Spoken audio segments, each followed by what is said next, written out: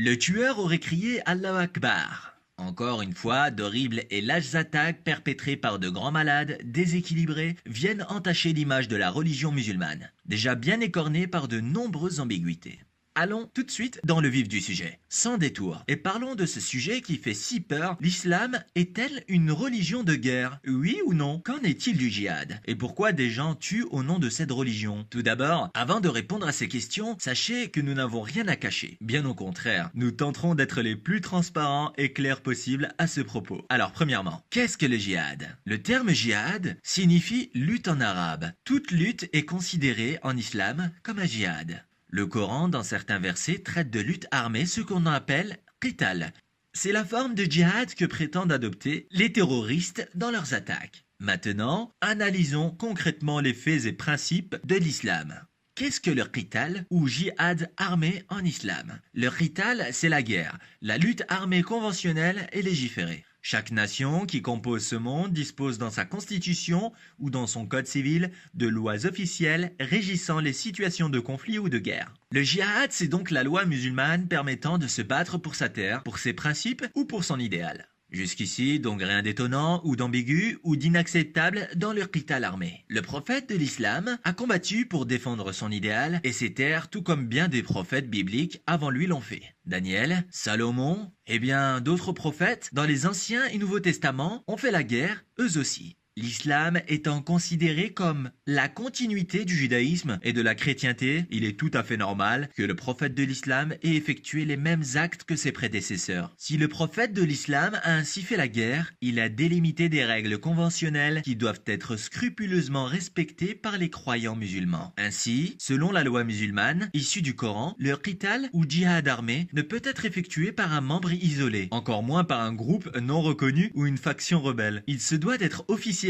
par une nation de croyants et dispose de règles bien précises. Dans ce djihad, il est par exemple formellement interdit de toucher aux civils innocents, aux personnes aux capacités réduites, comme les personnes du troisième âge ou les enfants. Il est également formellement prohibé de s'en prendre à la faune et la flore, d'où d'intentionnellement faire du mal à une population par simple esprit de vengeance, tribalisme ou domination bestiale. L'islam interdit aussi le suicide, et ceci de manière catégorique. Or, comme on le voit bien souvent, beaucoup des actes terroristes commis au nom de l'islam sont effectués via des attaques suicides. En analysant ces règles consensuelles et unanimes chez les musulmans, on se rend très rapidement compte que l'ensemble des attaques commises au nom de l'islam sont en réalité totalement contraires et contradictoires aux règles élémentaires de la religion. Ce que font les terroristes est condamné noir sur blanc par le Coran. Verset de la sourate Al-Ma'ida ou de sourate Al-Isra. وإن أحد من المشركين استجارك فأجره حتى يسمع كلام الله ثم أبلغه مأمنه. De plus, en analysant les chiffres et en scrutant l'histoire, on se rend souvent bien compte que les populations civiles musulmanes sont les premières victimes de ces attaques lâches et éhontées. En effet, depuis plus de 1000 ans déjà, ces groupes sortis de nulle part et dont la volonté est de semer le chaos et la terreur utilisent la religion pour défendre des intérêts souvent personnels, tout comme la Bible a pu être utilisée pendant longtemps pour justifier l'esclavage ou les croisades par exemple. À titre d'exemple, le terme assassin vient de la secte Assassiyun, qui était l'un des ancêtres idéologiques de Daesh basé en Syrie. Les Assassiyun attaquaient toute personne qui n'avait pas fait allégeance à leurs idéologies. Ainsi, en réalité, ces attaques commises au nom de l'islam sont aux antipodes même de ce que clame cette religion. Le prophète de l'islam, sur lui la paix et les salutations, a même dans une de ses prophéties prévenu de l'apparition de cette secte qu'il a appelée les Khawarij. Dans une de ses paroles, il les a même traités de chiens de l'enfer, dont même s'ils pratiquaient l'islam, effectuaient le ramadan